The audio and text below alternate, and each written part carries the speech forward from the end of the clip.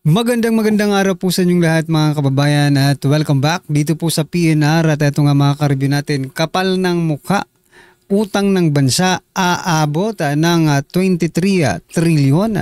Nako, yan po mga kababayan ang ating aalamin at bibigyan ng komento ngayong araw na ito. Pero bago pong lahat, kung bago ka pa lang at di pa po nakapag-subscribe sa ating munting channel, please don't forget to subscribe. At palike na rin po ng video ito. Maraming salamat po. At eto nga, simulan na po natin ito mga kababayan. Bago po natin simulang i-play ang video ito, pasadahan po muna natin ang mga nagte-trending na mga balita dito po sa mundo ng social media. At unahin na nga po natin ito. Nako, ito talaga, napakakapal po ng mukha ni Congressman Joel Chua. Ito po ang kanyang naging pahayag mga kababayan. Bakit ko po nasabing napakakapal ng mukha? Sabi po dito ni Joel Chua backs anti-corruption drive. Dapat hindi maabuso pondo ng bayan. Nako po. Nagpapatawa ka ba, sir? Di ba sir, meron ka pong kinahaharap ngayon na kaso? Diyan po sa Maynila against Mayor Isko Moreno dahil po sa pinatayo mong barangay hall sa gilid ng Eskinita. Hindi po ba yan pagsasayang ng kwarta ng bayan? Hindi po ba yan korupsyon?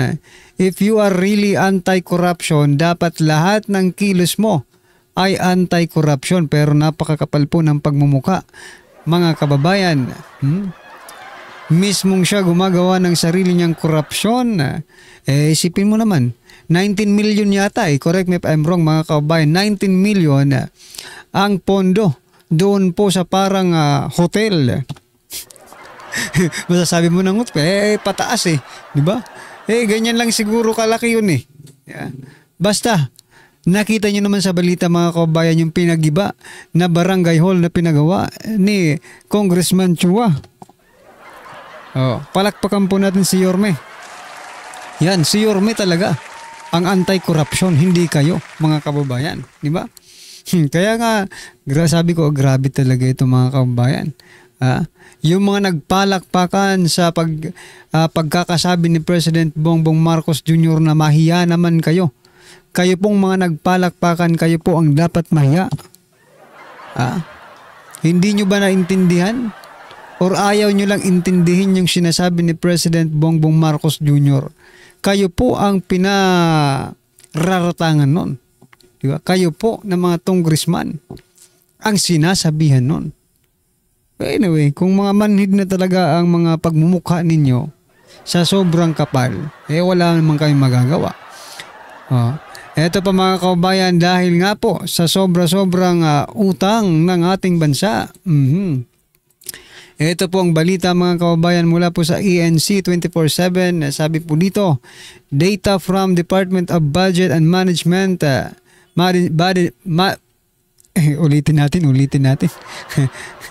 Ito po, data from Department of Budget and Management's Budget of Expenditure and Sources of Financing showed outstanding debt of the national government is set to increase from 16.05 trillion as of end of 2024 to 17.35 trillion by the end of 2025. Nagkomento po ang ating senador na si Senator Ping Lacson. Sabi niya po dito mga kababayan, national debt, yung national utang daw natin, yung pambansang utang. Pag sinabi pong pambansang utang mga kababayan, buong Pilipinas po ang magbabayad niyan. Hindi lang po sila na gumagastos. Buong Pilipinas mo, buong pwersang taxpayer. Nasabi po ni Lacson, national debt might hit 23 trillion by 2028. Naku po mga karibin natin. Buti sana kung may nakikita tayong mga proyekto, may nakikita tayong pag-unlad ng Pilipinas, wala naman tayong nakikita. Diba? Hindi po ba kayo nang hihinayang Yung mga politiko, hindi ko na po tatanungin kung nanghihinayang ba sila o hindi. Syempre, hindi po yan manghihinayang. Kasi mas malaki po yata na po 40%, sabi nga, di ba? Doon sa balita, 40% po ang napupunta sa mga politiko sa bawat proyekto, infrastructure project nila. Ibig sabihin sa flood control project mga kababayan, biruin mo gumagastos po ng 1.4 billion every single day. Magkano kaya ang 40% ng 1.4 billion? Yun po ang sa kanila. Nako po. nako, napakalaki po yan, ha? Siyempre, maghahati-hati ang mga buhaya, sarap ng buhay. Ito pa mga kababayan, pasadahan din po natin ang balitang ito. Sa dami po ng problemahin, ito talaga ang pinoproblema ni President Bongbong Marcos Jr. Sabi po dito sa balita, PBBM na babahala sa pagdami ng matataba. Teka lang, buti na lang mapayat ako. Hindi ako po problemahin ni President Bongbong Marcos Jr. Nako po, Mr. President, sa dami ba naman ng problemahin mo, ito pa talaga. Di bali ng mataba. Di ba? Yung sa ibang bansa nga, mga kababayan, mapapayat. Problema rin. Sa bagay, problema rin ang mataba. Kung sasakay ka ng jeep, dilugi rin yung ano, diba?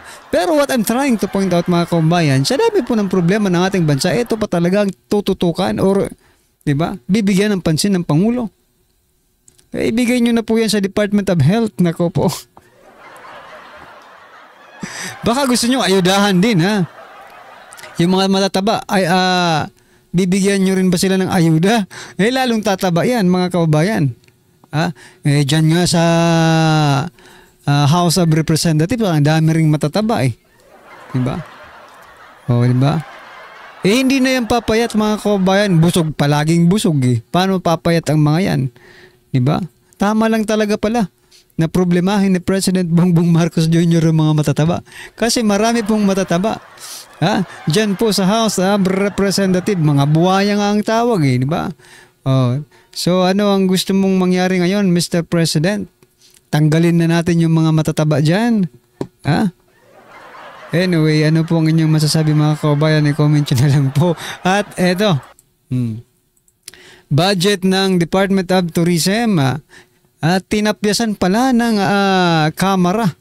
Binatikos ni Tourism Secretary Cristina Garcia Frasco ang patuloy na pagbawas ng budget sa Department of Tourism matapos muling kaltasan ng Kongreso ang pondo para sa promotional activities ng kagawaran. Ano po ang iyong masasabi dyan mga kaubayan? Sa bagay, yung sa Department of Education nga, kinaltasan nila noon. Tapos yung modernization ng armed forces, kinaltasan din nila noon. Ikaw pa kaya na tourism lang. Diba? Yung tourism, huwag niyong lalanglangin mga kaubayan. Pag maganda ang kita ng tourism, nako, bilyones din yan. Malaki po ang tulong ng tourism sa ating ekonomiya kapag marami po ang turista. Pero kung walang turista, ganun din. Paano nga yan ngayon, mga kabayan? Sinasabi po ng ibang mga bansa na ang Pilipinas ay hindi po safe para maging turismo ng kanilang mga tao, di ba? Pero anyway, ano na natin yan, sa kanila lang problemang yan. Pero eto ang matindi dito. Saan naman kaya nila gagamitin yung kanilang mga tinapyas na mga pondo tulad dito sa Department of Tourism? Saan kaya nila? Ilalagay kaya nila yan sa mga pang-ayuda nila? Nako, matindi talagang pangingailangan. Mga kababayan, di ba? Matindi talagang pangangailangan kung sa ayuda nila ibibigay yan. Ay nako, eto pa mga kababayan, pasadahan din po natin ito. Sabi po dito ni Hontiveros, nagpapahirap sa proseso ng impeachment. Ano daw? Sabi po ni Hontiveros, dagdag requirements sa impeachment, nagpapahirap sa proseso. Aba, teka lang. Mabasahin ko muna yung balita mula po sa UNTV. News and Rescue. Sabi po dito, inihayag ni Senator Risa Hontiveros na nagpapahirap sa proseso ng ang dagdag na requirements sa impeachment process. Kaya naman nagiging hamon sa anya para sa Senado ang pagklaro sa mga lumalabas na katanungan at concern kaugnay sa impeachment case laban kay Vice President Sara Duterte. Ito ang ipo-point out natin dito mga kaubayan. Karagdagang dagdag requirements. Yan ang problema kung susunod kayo sa mga dagdag requirements na yan, di ba? Nagpapahirap daw sa proseso. Anong gusto nyo? Madalian. No? Pag sinabi nyong impeach agad si Vice President Sara Duterte, hindi na dumaan sa tamang proseso. Di ba? Ang gulo rin ninyo no? Unang-una, ayaw nyong i-acknowledge yung naging ruling ng Supreme Court. Ngayon naman, nahihirapan kayo, nagre-reklamo kayo dahil may dagdag na requirements para sa impeachment na yan. Siyempre, ibinoto po yan ng taong bayan. 31 million po ang bumoto dyan mga kaubayan. Tapos gaganunin nyo lang. Ngayon nga lang tayo nakakita ng impeachment na walang nagrarally. Diba? Sabi nyo lagi, taong bayan ang nasa likod ng impeachment na yan. Taong bayan. Bakit wala kaming nakikitang galit kay Vice President Sara Duterte na nagkaisa at gustong i-impeach si Vice President Sara Duterte? Ang nakita tuloy namin mga kaubayan, nag-rally. Yung INC at iba pang mga grupo at ang sinisigaw po nila ay wag i-impeach si Vice President Sara Duterte. Diba? Ito po ay taliwas sa sinasabi ninyong lahat dyan, no? Sa Kamara, sa Senado, na gustong ma-impeach si Vice President Sara Duterte. Sinasabi nyo lagi, taong bayan. Taong bayan ba talaga? O kayo lang ang may gusto? Diba? Ang hirap dyan mga karibin natin Lagi nyong dinadamay ang taong bayan sa mga kung anong kalokohan ninyo. Anyway, ano po ang inyong opinion dyan? Ito, last po natin pag-uusapan bago po natin i-play yung video. Ito pa, isa pa mga kaubayan. Sabi naman po dito ni Representative Tere Ridon pag pinayagan ng Korte Suprema itong desisyong ito at hindi sila mag-reconsider, wala nang mai-impeach sa Pilipinas. Teka lang. Anong wala nang ma-impeach? May na-impeach na nga noon. Sumunod kasi kayo sa proseso. Gaya ka rin ni Risa Hontiveros, gusto niyo ng shortcut. Diba? Kung sumunod kayo sa proseso, di natuloy yung impeachment niyo. At saka sigurado ka bang mai-impeach nyo si Vice President Sara Duterte? Kapag natuloy ang impeachment trial na yan? Hindi ka pa sigurado rin doon. Nababahala daw sa Bicol Saro Representative Tere Rendon sa desisyon ng Korte Suprema na idiniklarang unconstitutional ang impeachment complaint laban kay Vice President Sara Duterte. Bakit ka naman shock? Bakit ka nababahala? No? Bakit nakakagulat ba? Hindi na po kagulat-gulat kung sinabing unconstitutional yan ng Supreme Court. Kasi maging po sa Senado, sinabi na po yan ng ating mga mambabatas na yung proseso po ay unconstitutional. Diba? Kaya wag na kayong, diba? Wag na kayong humirit pa. Diba? Kine-question nyo yung 13 judges natin ng Supreme Court. Kine-question nyo yung legality na ginawa nila. Diba? Yung mga legality nga na ginagawa ninyo dyan sa illegality pala. Ginagawa ninyo dyan sa House of Representatives, wala namang, sa bagay, walang nagre-reklamo ngayon Diba? Walang nagre-reklamo. Mga busog yata lahat ng buhaya ngayon Anyway, mga karabin natin, ano pong inyong opinion dyan? I-comment nyo na lang. At eto, pasadahan po natin ang video to. Eto na po. Expose ni Toby Chanco. Grabe po, no? Hindi ko po akalain. Yun yung sinasabi ko sa inyo, no? Pag sa Duterte po, mahirapan yung mga Duterte na mag-expose, di ba? Expose tong mga katiwalian sa Kamara. Kasi hindi sila insider Samantalang si Toby Chanco po, part po ng majority. Actually, malapit po siya sa presidente. Kaya nga nagtataka tayo no? Nagtataka tayo ano tong laro na to ni Chanco laban kay Speaker. Ha? Kasi malapit siya eh. Lagi pag may bagyo, ang kasama po ni President Marcos na nag-inspeksyon, si Toby Chanco. Ang asawa ni Chanco, pinsang buo ni BBM. Talaga? Ang asawa ni Chanco, pinsang buo ni BBM? O ni First Lady? So, ang nangyayari, trahidoran na po dito, mga kababayan, no? Nagugulat tayo, no? Kasi parehong malapit eh. Yung isa kamag-anak incorporated. Tapos yung isa po, si Toby Chanco, yung nag-expose po ng mga anomalyang gawain. Grabe, no? Grabe ginawa ninyo kay BP Sara, lahat kayo. Samantalang ito si Speaker, ayon kay Toby Chanco, ang may control talaga ng budget. As pork barrel. Pork barrel. Kayo naman, BBM kagad, porket nakapula. Yung uniform, may uniform nga, di ba? May uniform nga yung SMNA na pula. Ibig sabihin, BBM. Huwag niyo pong kulayan ng Okay. Anak ng kapatid ni Imelda, si Chita Yap, asawa ni Chanco. Kaya pala. Kaya pala matapang din si Toby. Kamag-anak incorporated din pala. Kaya, alam niyo po, grabe po, no? Ang alam lang natin, di normal, sabi natin, di ba? Sa budget, sa pagbabudget, normal po. Tapos biglang sa BICAM. Akala natin sa BICAM lang. Pero ang sinasabi ni Toby Chanco ngayon, mayroon pang tinatawag na small committee. No? Pag naka-second reading po kasi, first reading, di ba? Pinapaliwanag niya eh. Talagang insider eh. First reading. Ito po, yung first reading, magkakaroon ng amendments sa budget ha. Pagkatapos, magsa-second reading, dapat pag nag-second reading, yun na yun. Yun na po yung papunta ng third reading. Hindi pa po. Ipapasa pa pala yan, no? Kaya pala mga kababayan, nagbago ang ihip ng hangin ngayon ni Tambaluslos, ni House Speaker Martin Romualdez patungkol po dyan sa pagbabudget na yan. Di ba sinasabi niya na ngayon, lately yung mga sinasabi niya na isa sa publiko na, itong budget deliberation na ito. Isa sa publiko na daw nila mga kababayan. Pero may hirit po.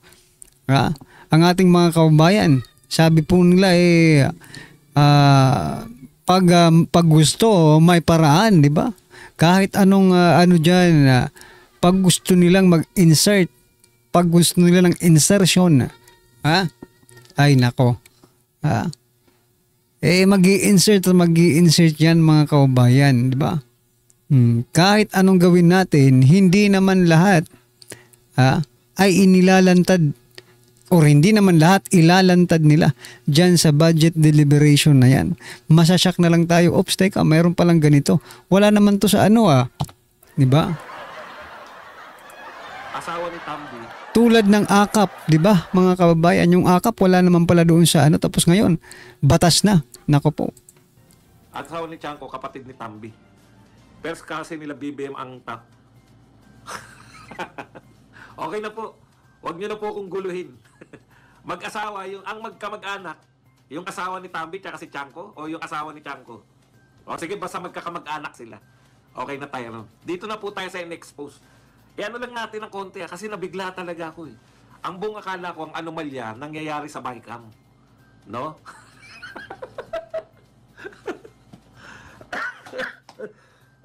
Nadamay pa si Mel Chanco eh. Naging magkapatid na si Tambi tsaka si Tabi. Okay. Ang akala ko sa BICAM lang, meron pa pala na small committee na tinatawag. Ibig sabihin, tapos na nila yan i-deliberate. Mula sa committee, na-deliberate na yan po yung sa committee level, yung po yan, yung may guest po sila. Yung yung etong mga, kunwari si BP Sara, inimbitan bilang vice president, di ba? Tapos tatanungin siya, ganun. Yan po yung sa committee level. Tapos, first reading, second reading, yung mga committee, magkakaroon na sila ng amendments, yan po yung mga lantad. Pagkatapos po ng second reading, dapat, kung ano na po yung napagkasunduan, yan na po yung third reading. Hindi po eh. Meron pa po pala na small committee na sinasabi to. Sila naman yung nagbabago pa. Sabi ni Chanco, wala pong karapatan yung special committee na yan. Yan yung gusto niyang ipatanggal. So bukod pa, bago pa makarating sa BICAM, may special committee pa na nag-aayos ng lahat. O kaya nabibigla tayo, di ba? Inapprove na nila yung yung budget ni BP Sara, pagdating sa small committee, doon po kinakatay. Sabi ni Tiangco, illegal po yan. Di ba? Hindi naman kasama talaga yan. Tsaka yung sa BICAM dapat, kung meron lang talaga. So, babuyan po to. Ang problema, eto na. Naipasa na po. Bakit po nagiging pork barrel? Kasi pasado na yung budget. Ito ang expose ni Tiangco eh. At hinahamon niya yung mga tatanggi rito na congressman. May ebidensya siya. Kita nyo na. Ito yung maniniwala ka sa expose. Ang sabi ni Tiangco, tapos na yung budget, paano may control si Martin pa rin? Lahat po ng congressman, dudulog pa rin kay Martin para magkaroon ng pondo. Hindi po, iba pa po ito. Naganap po yung insertion, tama yun sa small. Diba? O, paliwanag ko lang, dalawa daw po ang pagpapasok na insertion. Doon sa tinatawag na small committee. Yan, may insertion na dyan. Nagpapasok na po ng mga sila-sila na lang. Wala na po yung mga ibang congressman. Maliit na committee. So ayan mga kaubayan, sana no? Mapatawag po sa Blue Ribbon Committee itong si Tambalustos, no? At gawin pong testigo itong si Congressman Toby Tiangco. Sana mapatawag po ito ni Senator Rodante Marcoleta. Gisahin kung kailangan gisahin. Para lumabas lamang pong katotohanan. Total naman po mga kaubayan, may mga kongresista na magpapatunay na talagang maanomalya po ang ginagawa ni Speaker Martin Romualdez. Ayan mga kaubayan, di ba? Anyway, ano po ang inyong reaksyon, opinion patungkol po dito mga karibin natin? I-comment nyo na lang po sa baba para at least alam po ng ating mga kaubayan ang inyong opinion. Maraming salamat po. Please don't forget to like the video. Maraming salamat po.